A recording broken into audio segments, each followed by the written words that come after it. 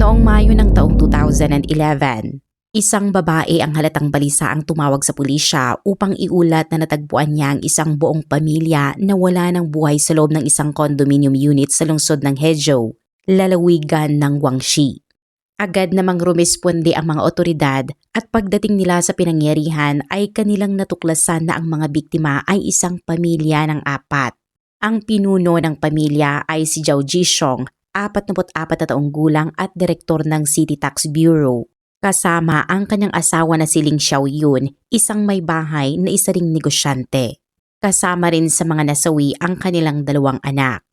Ang panganay na anak ay si Zhao Shui, 16 na taong gulang ay unang taon pa lamang sa senior high school, habang ang bunso na si Zhao Kuiping, 15 taong gulang ay nasa 3 taon ng junior high school. Ang maliit na pamilyang ito ay natagpuang pinaslang sa loob ng kanilang condominium unit sa 4 na palapag ng isang 7 palapag na gusali. Binubuo ang kanilang tirahan ng isang maluwag na sala, dining area, kusina, 2 banyo at 3 silid tulugan. Natagpuan ng mag-asawa na wala ng buhay sa master bedroom, samantalang ang kanilang 2 anak ay natagpuan ding wala ng buhay sa kani-kanilang mga silid. Sa unang tingin pa lamang sa crime scene, malinaw na isa itong napakasamang krimen dahil ang lahat ng biktima ay nagtamo ng maraming matitinding pinsala sa ulo na dulot ng mapurol na bagay. Batay sa uri ng mga sugat, napansin ng mga investigador na posibleng higit sa 2 magkakaibang uri ng sandata ang ginamit sa pag-atake. Dahil dito, napagpasyahan nilang halos imposibleng isang tao lamang ang sabay na gumamit ng 2 magkaibang sandata sa ganitong paraan. Dahil dito ay lalo pang tumibay ang hinala ng pulisya na higit sa isang salarin ang sangkot sa krimeng ito. Sa pagpapatuloy ng pagsusuri sa pinangyarihan, natuklasan din ng mga investigador na hindi pagnanakaw ang pangunahing motibo ng krimen. Lahat ng cabinet at mga drawer ng mesa ay nanatiling nakasara at maging ang malaking halaga ng pera at mga alahas ng pamilya ay hindi man lang ginalaw. Dahil dito ay agad na inalis ng pulisya ang posibilidad na pagnanakaw ang dahilan ng pamamaslang. Bukod pa rito ay napansin din ng mga otoridad na tila maingat na nilinis ng salarin ang crime scene matapos ang insidente. Ayon sa mga investigador, hindi ito karaniwang ginagawa ng mga magnanakaw dahil karamihan ng mga kaso ay agad silang tumatakas matapos isagawa ang krimen. Dahil sa mga paunang obserbasyong ito ay naniwala ang pulisya na pamilyar ang mga salarin sa loob ng bahay ng mga biktima. Napansin din ng mga investigador na unang pinuntirya ang 2 matatanda na mas malamang na lumaban o manlaban kung sakaling magising. Pagkatapos nito ay sistematikong pinatay ang 2 anak na itinuturing na mas madaling mapasunod o mapinsala. Dahil sa pagkakasunod-sunod ng mga pangyayaring ito, nabuo ang hinala ng pulisya na may personal na ugnayan ng mga salarin at ang pamilya. Kaya't pinaniwalaan nilang ang krimen ay posibleng isinagawa ng isang taong kilala ng mga biktima. Kasunod dito ay itinuan ng pulisya ang kanilang investigasyon sa mga taong malapit sa pamilya at sa kanilang mga personal na ugnayan. Gaya ng naunang nabanggit, si Zhao Jishong ay isang direktor ng Tax Bureau na kilala sa kanyang mahusay na trabaho at magandang pakikitungo sa kanyang mga kasamahan. Nang kumalat ang balita tungkol sa kanyang pagkamatay, marami sa kanyang mga katrabaho ang labis na nagulat at nalungkot. Samantala, ang kanyang asawang si Ling Xiaoyun ay isang matagumpay na negosyante. Bukod sa negosyo sa construction at property development, siya rin ang may-ari ng isang malaking tindahan ng mga construction materials. Dahil sa mataas na posisyon ni Zhao at sa lawak ng negosyo ni Ling Xiaoyun, kilala ang mag-asawa na may malawak at komplikadong social network. Sa kabilang banda ay mas simple naman ang buhay panlipunan ng kanilang mga anak. Si Zhao Shui ay kilala bilang isang masayahin at palakaibigang dalagita na kasisimula pa lamang sa kanyang unang taon sa senior high school.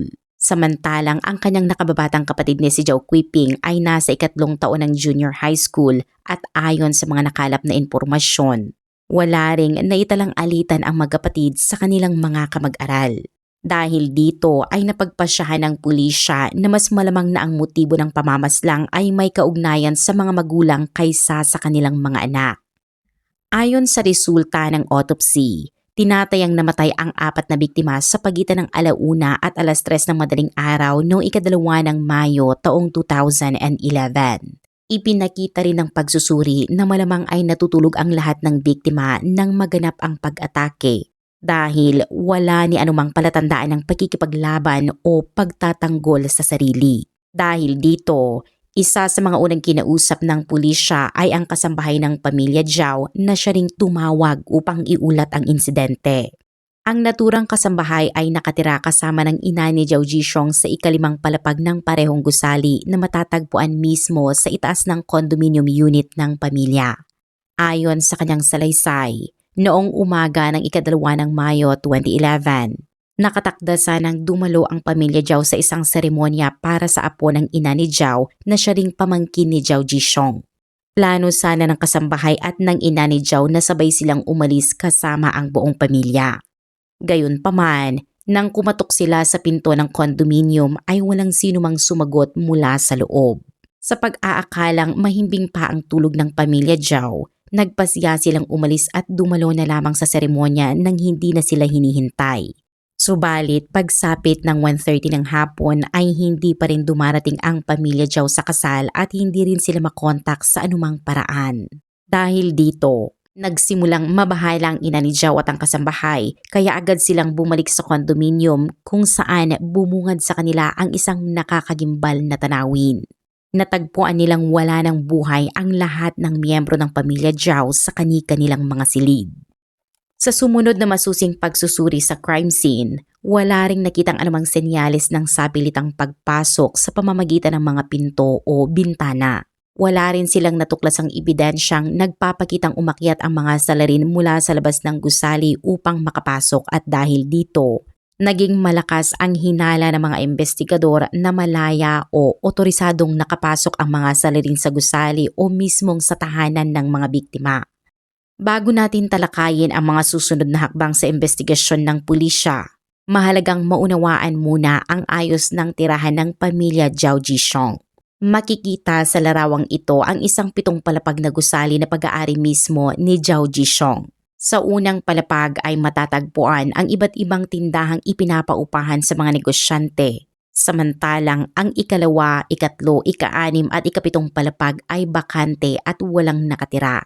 Samantala, ang pamilya Zhao Zhishong ay naninirahan sa ika-4 na palapag habang ang kanyang ina at ang kanilang kasambahay ay nakatira sa ika-5 palapag. Mahalaga ring tandaan na bagamat nagtatrabaho ang kasambahay para sa pamilya Zhao Zhishong, siya ay naninirahan sa unit ng ina ni Zhao. Upang makapasok sa unit ng pamilya sa ika-4 na palapag o sa unit ng kanyang ina sa ika-5 palapag, kinakailangang dumaan muna sa pangunahing pasukan ng gusali sa unang palapag bago umakyat sa tamang palapag. Ibig sabihin, ang sinumang nais makapasok sa condominium ay kailangang may susi ng mismong gusali at susi rin ng partikular na unit. Kung wala ang dalawang susing ito, halos imposibleng makapasok ang sinuman sa lugar kung saan naganap ang krimen. Ayon sa investigasyon, bukod sa mga tindahang inuupahan sa unang palapag, may 5 set ng susi para sa gusali at sa tirahan ng pamilya Zhao. Tig-iisang set ang hawak ni na Zhao Zhishong ng kanyang asawa na si Ling Xiaoyun at ang kanilang anak na si Zhao Hui. Ang ika-4 na set ay nasa ina ni Zhao habang ang huling set ay nakatago sa loob ng isang cabinet sa bahay mismo ni Zhao Zhishong. Matapos beripikahin ng mga otoridad ang lahat ng susi, natiyak nilang kumpleto ang 5 set at walang nawawala. Dahil dito, napagpasyahan ng pulisya na malamang ay duplicate na susi ang ginamit ng salarin upang makapasok sa bahay ng hindi napapansin. Kasunod nito ay nilapitan nila ang lahat ng locksmith o gumagawa ng duplicate na susi sa lungsod ng Hezhou upang alamin kung may sino mang nagpagawa kamakailan ng kahalintulad na susi. Ngunit wala silang nakuhang positibong resulta. Kasabay ng hakbang na iyon ay sinimulan din ng pulisya na kapanayamin ang pinakamalapit na kamag-anak ni Zhao Zhishong na maaaring may kinalaman o akses sa mga susi ng kanilang tahanan. Lumabas sa investigasyon na ang tanging malapit na kamag-anak ni Zhao ay ang kanyang ina at ang kanyang nakakatandang kapatid na lalaki. Ang kanyang ina ay nakatira sa parehong gusali, samantalang ang kanyang kapatid ay naninirahan sa bahay na minana nila mula sa kanilang ama. Nagkataon namang sa araw mismo ng insidente ay abala ang kapatid ni Zhao Jishong sa pag-aasikaso ng kasal ng sarili nitong anak na babae. Ayon sa nakalap na impormasyon, nasa kanilang bahay lamang siya o kaya naman ay nasa mismong lugar ng kasalan sa buong maghapon at dahil dito, naniniwala ang pulisya na halos wala siyang pagkakataon upang maisagawa ang pamamaslang. Samantala, ang ina ni Zhao na isa sa mga unang nakadiskubre sa mga bangkay ay inatake sa puso sa mismong araw ng insidente at agad na isinugod sa ospital. Mula noon ay nanatiling kritikal ang kanyang kalagayan kaya't hindi siya kaagad maisailalim sa masusing pagtatanong ng mga investigador. Dahil dito ay ibinaling ng pulisya ang kanilang pansin sa pamilya ng asawa ni Zhao na si Ling Xiaoyun na mas marami ang miyembro. Si Ling Xiaoyun ang ikatlo sa 5 magkakapatid at pumanaw na ang kanyang panganay na kapatid ilang taon bago ang insidente. Kaya naiwan siyang may isang nakakatandang kapatid na lalaki, isang nakababatang kapatid na lalaki at isang bunsong kapatid na babae. Lahat ng mga kapatid ni Ling Xiaoyun kasama ang kanilang pamilya ay nakatira kasama ng kanilang ina. At ayon sa salaysay ng nakababatang kapatid na lalaki ni Xiaoyun, maayos naman ang samahan nilang magkakapatid. Idinagdag pa niya na ang bunsong kapatid nilang si Ling Xiaowan ang pinakamalapit kay Ling Xiaoyun. Sa katunayan, ipinahiram pa umano ni Ling Xiaowan ang lahat ng kanyang ipon upang matulungan ang kanyang kapatid na makapagsimula ng negosyo. Bukod dito, nagbigay rin siya ng isang mahalagang impormasyon sa pulisya. Inihayag niya na bago pa naging asawa ni Zhao Jishong si Ling Xiaoyun ay dati na itong ikinasal sa ibang lalaki. Gayunpaman, matapos umanong magkaroon ng relasyon si Ling Xiaoyun kay Zhao Jishong habang kasal pa, nauwi ito sa paghihiwalay nila ng kanyang unang asawa at kalaunan ay pinakasalan niya si Zhao. Ngunit kahit naging mag-asawa na sila, lumabas sa investigasyon na hindi pala naging maayos ang kanilang pagsasama. Ayon sa mga nakalap na impormasyon, madalas umanong mag-away ang mag-asawa at kumalat din ang mga usap-usapang pareho silang nagkaroon ng relasyon sa ibang tao. Pinagtibay pa ito ng kanilang kasambahay na nagsabing madalas magtalo ang dalawa at may mga panahong hindi sila nag-uusap sa loob ng bahay. Dahil sa bagong impormasyong ito, sinimulan ng pulisya na siyasatin ang posibilidad na may kinalaman sa krimen ang mga taong nakarelasyon ng mag-asawa sa labas ng kanilang pagsasama. Ayon sa kanilang pagsusuri, kung may isang ikatlong taong malapit sa parehong biktima, posible rin itong magkaroon ng akses sa bahay o kaya ay makapagpagawa ng duplicate na susi. Gayunpaman, matapos ang masusing investigasyon, napatunayang ang mga taong iniuugnay kina Zhao Jishong at Ling Xiaoyun ay may matitibay na alibay at wala ring malinaw na motibo upang gawin ang krimen. Dahil dito ay isa-isa silang inalis sa listahan ng mga sospek. Habang nagpapatuloy ang investigasyon ay nakadiskubre pa ang pulisya ng panibagong ebidensya sa crime scene. Bagamat naganap ang pamamaslang sa ika-4 na palapag, nakakita sila ng bakas ng paa na may suot na medyas sa ika-6 na palapag ng gusali na dapat sana ay walang nakatira. Tinatayang humigit kumulang 10 inches ang haba ng bakas ng paa at batay sa laki nito. Naniniwala ang pulisya na pag-aari ito ng isang lalaki na may taas na nasa pagitan ng 1.60 hanggang 1.67 meters. Dahil sa natuklasang ito, sinimula ng mga investigador na tutukan ang mga lalaking kabilang sa social circle ng pamilya Zhao na pasok sa naturang taas. Kasabay nito, natagpuan din nila ang personal na financial ledger ni Ling Xiaoyun. Sa naturang talaan, masusi niyang isinulat ang lahat ng kanyang transaksyong pinansyal kabilang ang mga gastusin sa negosyo at maging ang mga gastusin sa bahay. Napansin ng mga investigador na napakadetalyado ng kanyang pagtatala. Maging ang pagbili ng isang karton ng gatas o 1 kilo ng karne ay nakarehistro sa kanyang ledger. Dahil dito, nagkaroon ang pulisya ng malinaw na larawan ng kalagayang pinansyal ng mag-asawa. Kasunod nito ay sinuri nila ang posibilidad na ang motibo ng pamamaslang ay may kaugnayan sa utang o alitang pinansyal. Mahigit 10 individual na may transaksyong pinansyal kina Zhao Zhishong at Ling Xiaoyun ang kanilang inimbestigahan. Gayunpaman, wala silang nakitang kahina-hinalang kilos mula sa mga kasamahan ni Zhao sa trabaho o sa mga kasosyo ni Ling Xiaoyun sa negosyo. Sa kabila nito, may isang tao pa ring lumutang dahil sa kanyang hindi pagkakaunawaan kay Ling Xiaoyun. Siya ay si Liling, bayaw ni Xiaoyun at asawa ni Ling Xiaowan. Dati siyang nagtatrabaho bilang driver sa isang transport company. Ngunit nagbitiw siya sa kanyang trabaho upang tumulong sa isang property project na pinangangasiwaan ng kanyang hipag na si Ling Xiaoyun. Sa kanilang naging kasunduan, dapat sana ay tumatanggap si Liling ng sweldo na 2,000 yuan bawat buwan bukod pa sa allowance para sa pagkain at transportasyon. Ngunit sa aktual na sitwasyon, 1,500 yuan lamang ang kanyang natatanggap o humigit kumulang $200 at madalas pa itong naaantala. Lalo pang umigting ang pagdududa kay Liling nang malaman ng pulisya na noong gabi bago ang pamamaslang ay tumawag ang kanyang asawang si Ling Xiaowan kay Ling Xiaoyun upang singilin ang hindi pa nababayarang sweldo ng kanyang asawa. Dahil dito ay isinama ng pulisya si Liling sa listahan ng mga pangunahing sospek. Gayunpaman, nang masuri ang kanyang pisikal na katangian, lumabas na mahigit 1.7 meters ang kanyang taas na mas matangkad kaysa sa tinatayang taas ng lalaking hinihinalang sangkot sa krimen. Bukod dito ay hindi rin tumugma ang hugis ng kanyang paa sa bakas na natagpuan sa ika-6 na palapag. Dahil sa pagkakaibang ito ay pansamantalang isinantabi ng pulisya ang kanilang hinala laban kay Liling.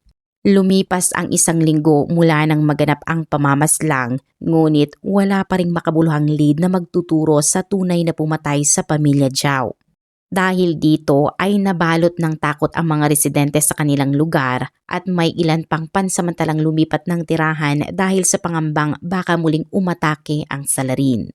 Ngunit pagsapit ng 8 araw ng investigasyon, matapos paulit-ulit na suriin ang crime scene, nakadiskubre ang pulisya ng isa na namang mahalagang ebidensya. Sa kanilang unang pagsusuri ay naniwala silang nilinis ng salarin ang pinangyarihan gamit ang isang mop upang mabura ang anumang bakas ng ebidensya. Gayunpaman, wala silang nakitang fingerprint o DNA sa mismong mop. Sa mas masusing inspeksyon ay napansin naman nila ang kalahating bakas ng sapatos malapit sa shoe rack. Nang suriin ito ng mga eksperto, natukoy nilang ang marka ay mula sa isang pambabaeng sandals na pinaniniwala ang size 37 batay sa karaniwang sukat ng sapatos ng mga kababaihan sa Asia. Batay dito, tinaya ng pulisya na ang nagsuot ng naturang sandals ay isang babae na may taas na humigit kumulang 1.60 meters. Agad nilang sinuri ang lalagyan ng sapatos ng pamilya Zhao upang alamin kung may sandals na tumutugma sa natagpuang bakas. Gayunpaman ay lumabas na hindi size 37 ang suot ni Ling Xiaoyun at ng kanyang anak na babae. Bukod pa rito ay wala rin kahit isang pares ng sapatos sa bahay ang may thread pattern na tumutugma sa bakas na kanilang nakita. Dahil dito, kinausap ng pulisya ang kasambahay ng pamilya at ayon sa kanyang salaysay, size 37 nga ang kanyang mga sandals, ngunit nawawala na ang kanyang nag-iisang pares. Ipinaliwanag niya na isang araw bago ang insidente ay iniwan niya ang kanyang sandals sa may pintuan ng unit ng kanyang amo sa ika-4 na palapag. Ngunit matapos ang kaguluhang idinulot ng pamamaslang, saka lamang napagtanto ng katulong na nawawala na pala ang mga ito. Batay sa impormasyong ito ay naghinala ang pulisya na kinuha ng salarin ang sandals ng kasambahay at ito ang isinuot habang isinasagawa ang krimen upang maitago ang tunay na bakas ng kanyang paa. Dahil sa mga bagong natuklasan, bumuo ang pulisya ng profile ng 2 posibleng suspect. Ang una ay isang lalaking may taas na nasa pagitan ng 1.60 at 1.67 meters. Ang ikalawa naman ay isang babaeng may taas na humigit kumulang 1.60 meters. Pareho silang pinaniniwala ang malapit na nakakakilala sa pamilya Zhao Zhishong may posibilidad na magkaroon ng akses sa mga susi ng bahay at maaaring may matinding alitan laban sa pamilya. Noong 12 ng Mayo 2011 o 10 araw matapos ang pamamaslang, Nakatanggap ang pulisya ng isang mahalagang impormasyon tungkol sa mga susi ng bahay ng pamilya Zhao. Lumabas sa investigasyon na noong Disyembre ng nakaraang taon, humigit kumulang 5 buwan bago ang insidente. Pansamantalang tumira sa bahay ng pamilya ang ina ni Ling Xiaoyun. At habang naninirahan doon ay binigyan siya ni Ling Xiaoyun ng isang ekstrang set ng susi. Nang bumalik ang kanyang ina sa sarili nitong bahay, ipinakiusap nito sa bunsong anak na si Ling Xiaowan na isauli ang naturang susi kay Ling Xiaoyun. Dahil dito, napag-isip-isip ng mga investigador na nagkaroon si Ling Xiaowan ng pagkakataong lihim na magpagawa ng duplicate ng susi ng bahay ng kanyang kapatid. Nalaman din ng pulisya na humigit kumulang 1.60 meters ang taas ni Ling Xiaowan. Bukod pa rito ay size 37 din ang kanyang sapatos na kapansin-pansing tumutugma sa pisikal na katangian ng babaeng suspect na nabuo mula sa kanilang pagsusuri. Gayunpaman, isang mahalagang tanong ang nananatiling walang kasagutan. Posible nga bang magawang patayin ng isang kapatid ang sarili niyang kapatid at ang buong pamilya nito? At kung si Ling Xiaowan nga ang sangkot, sino naman ang lalaking tumulong sa kanya upang maisagawa ang planong ito? Mula pa noong simula ng investigasyon, 4 beses na nakapanayam at naimbestigahan ng pulisya si Ling Xiaowan, ngunit wala silang napansing anumang kahina-hinalang kilos. Ayon naman sa kanyang asawang si Liling, matapos ang insidente ay madalas siyang pakiusapan ni Xiaowan na tingnan sa internet ang mga pinakahuling balita tungkol sa kaso dahil hindi ito sanay gumamit ng internet. Sa panahong iyon, itinuring lamang ito ng pulisya bilang isang normal na reaksyon ng kapamilya ng mga biktima. Gayunpaman, sa kabila nito ay lalo pa nilang pinaigting ang kanilang investigasyon kay Ling Xiaowan at sa mga sumunod na araw ay nakatuklas sila ng panibagong impormasyon. Noong gabi ng pamamaslang, napansin ng mga investigador na ilang ulit na tumawag si Ling Xiaowan sa iisang numero ng telepono. Ang unang tawag ay bandang 3:00 ng madaling araw, sinundan ng isa pa bandang 4:00 at ang huli ay 8:00 ng umaga. Dahil sa mga kahina-hinalang oras ng mga tawag na ito ay agad na sinuri ng pulisya kung sino ang may-ari ng naturang numero. Sa kanilang investigasyon, natukoy nilang ang numero ay pagmamay-ari ng isang lalaking nagngangalang Lu Xingmin. Ngunit sino nga ba siya? Gaya ng naunang nabanggit, ang nakatatandang kapatid ni Ling Xiaoyun ay matagal nang pumanaw. Nag-iwan ito ng 2 anak, isang 20 taong gulang na lalaki na si Su Kejiang at isang 16 na taong gulang na babae na si Su Ji. Ibig sabihin, pamangkin silang 2 ni Ling Xiaoyun at Ling Xiaowan. Lumabas din sa investigasyon na si Lu Xingming ay kasintahan ni Su Ji, ang pamangkin ni Li Xiaoyun. Dahil dito ay lalo pang naging kahina-hinala sa paningin ng pulisya ang sunod-sunod na komunikasyon sa pagitan ni Ling Xiaowan at ng nobyo ng kanyang pamangkin, lalo na't naganap ang mga tawag sa mismong gabi ng pamamaslang sa isa pa niyang kapatid. Bukod dito, nang ihambing ng mga investigador ang pisikal na katangian ni Lu Xingming sa bakas ng paa na natagpuan sa ika-6 na palapag, lumabas na tugma ang kanyang taas at pangangatawan sa profile ng lalaking suspect. Nang tangkain siyang kontakin ng pulisya, nalaman nilang umalis na pala si Lu Xingming at Su Ji sa Hezhou kinaumagaan mismo matapos ang insidente. Kalaunan, natuntun ang signal ng cellphone ni Su Ji sa lungsod ng Dongguan sa lalawigan ng Guangdong. Dahil dito, agad na nakipag-ugnayan ng pulisya ng Hezhou sa pulisya ng Dongguan at hindi nagtagal ay natagpuan at naaresto ang 2 bago sila ibalik sa Hezhou para sa interogasyon. Sa kabila ng ebidensyang nakalap laban sa kanya ay nanatiling tikom ang bibig ni Lu Xingming at tumangging makipagtulungan sa mga investigador. Dahil dito, ibinaling ng pulisya ang kanilang pagtatanong kay Su Ji at sa huli, umamin ang 16 na taong gulang na dalagita na ang kanyang tiyahing si Ling Xiaowan ang utak ng buong krimen. Matapos makuha ang pahayag ni Su Ji, agad na inaresto ng pulisya si Ling Xiaowan. Habang isinasagawa ang interogasyon, isiniwalat ni Xiaowan na isa pang sangkot sa krimen ang pamangkin niyang si Su Kejiang. Kasabay nito, Ipinaliwanag niya ang pinagmula ng matagal ng alitan nila ng kanyang kapatid na si Ling Xiaoyun na umano'y nagsimula pa ilang taon bago ang pamamaslang. 10 taon ang tanda ni Ling Xiaoyun kay Ling Xiaowan. Noong pareho pa silang dalaga ay kilala silang maganda at matalino, kaya madalas silang tawaging dalawang kayamanan ng pamilya Ling ng mga taong nakakakilala sa kanila. Kapwa rin silang dumaan sa kabiguan sa unang pag-aasawa. Gaya ng naunang nabanggit, matapos ang kanyang diborsyo ay muling nagpakasal si Ling Xiaoyun kay Zhao Zhishong, ang direktor ng Tax Bureau. Samantala, si Ling Xiaowan ay nasa masayang yugto pa lamang ng kanyang unang pag-aasawa noong panahong iyon. Ngunit hindi rin nagtagal ay nagkaroon ng problema ang kanyang pagsasama hanggang sa tuluyan siyang makipagdiborsyo noong 1998. Makalipas lamang ang 2 taon, noong taong 2000, pinakasalan niya si Ling Ling na siya rin kanyang asawa nang mangyari ang krimen. Sa mga panahong iyon ay maayos at malapit pa ang relasyon ng magkapatid. Nang mga ilangan ng puhunan si Ling Xiaoyun upang makapagsimula ng negosyo, ipinahiram ni Ling Xiaowan ang lahat ng kanyang naipong pera upang matulungan ang kanyang kapatid na makapagbukas ng tindahan ng construction materials. At habang lumilipas ang panahon ay lalo pang lumago ang negosyo ni Ling Xiaoyun.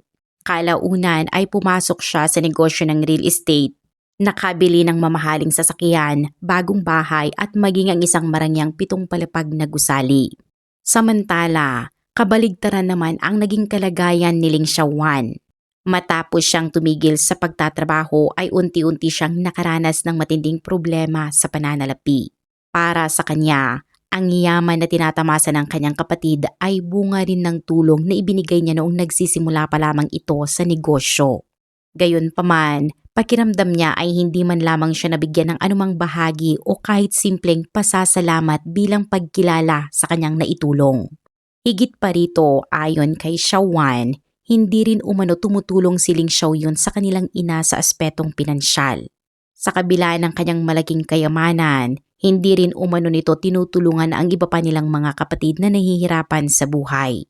Dahil dito, lalo pang lumalim ang sama ng loob ni Xiaowan laban sa kanyang kapatid.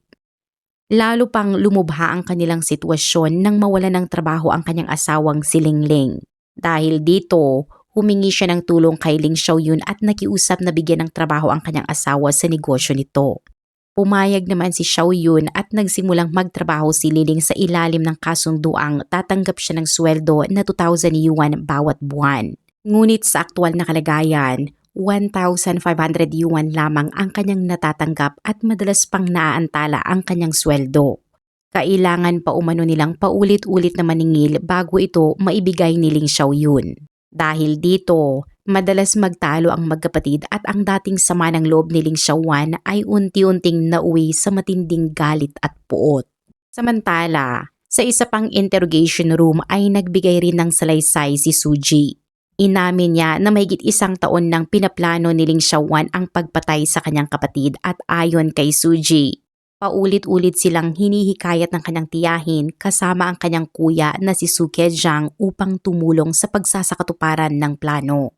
Hindi lamang sila ang kanyang isinangkot dahil humingi rin siya ng tulong kay Lu Xingming, ang nobyo ni Suji at nangakong bibigyan ito ng gantimpalang 300,000 yuan o humigit kumulang 40,000 USD kapalit ng kanyang partisipasyon. Sa loob ng mahigit 1 taon, paulit-ulit na pinag-usapan ni Ling Xiaowan, Su Kejiang, Suji at Lu Xingming ang planong ito habang hinihintay ang tamang pagkakataon. At ayon sa investigasyon, dumating ang pagkakataong iyon noong gabi ng 1 ng Mayo taong 2011. Nang umuwi si Liling noong gabing iyon ay humingi si Xiaowan ng pera upang makabili ng gatas para sa kanilang anak. Ngunit sinabi ng kanyang asawa na wala pa rin siyang natatanggap na sweldo mula kay Ling Xiaoyun. Dahil dito, agad na tinawagan ni Xiaowan ang kanyang kapatid upang itanong kung bakit hindi pa rin nababayaran ang sweldo ng kanyang asawa. Ipinaliwanag niyang wala na silang pambili ng gatas para sa kanilang mga anak at kailangan na nilang matanggap ang sahod ni Liling. Ngunit sa halip na tulong, masasakit na salita umano ang kanyang natanggap mula kay Ling Xiaoyun. Hindi na napigilan ni Shawan ang kanyang galit kaya agad niyang kinausap sina Lu Xingming, Su Kejiang at Su Ji. Mahalagang tandaan na si Su Ji ay 16 na taong gulang pa lamang noon habang si Su Kejiang ay 20 taong gulang ngunit may kapansanan sa pag-iisip.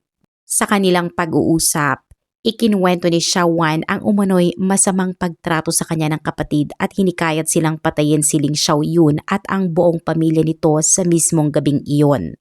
Pagsapit ng madaling araw ng ika-2 ng Mayo 2011, kinuha ni Ling Xiaowan ang duplicate na susi ng bahay ng pamilya Zhou na dati niyang lihim na ipinagawa. Dinala rin niya ang 3 martilyo at 1 kutsilyo bago niya tinawagan si Su Kejiang at Lu Xingming upang simulan ang kanilang plano. Bandang 1:00 ng madaling araw, binuksan ni Ling Xiaowan ang pangunahing pintuan ng gusali sa unang palapag at kasama sina Su Kejiang at Lu Xingming. Pumasok sila sa kondominium ng pamilya Zhou at nagtungo sa ika-4 na palapag. Pagdating nila sa unit, iniutos ni Ling Xiaowan sa 2 binata na patayin ang lahat ng miyembro ng pamilya Zhou. Matapos maisagawa ang pamamaslang, umakyat pa silang 3 sa ika-5 palapag kung saan nakatira ang ina ni Zhou Zhishong.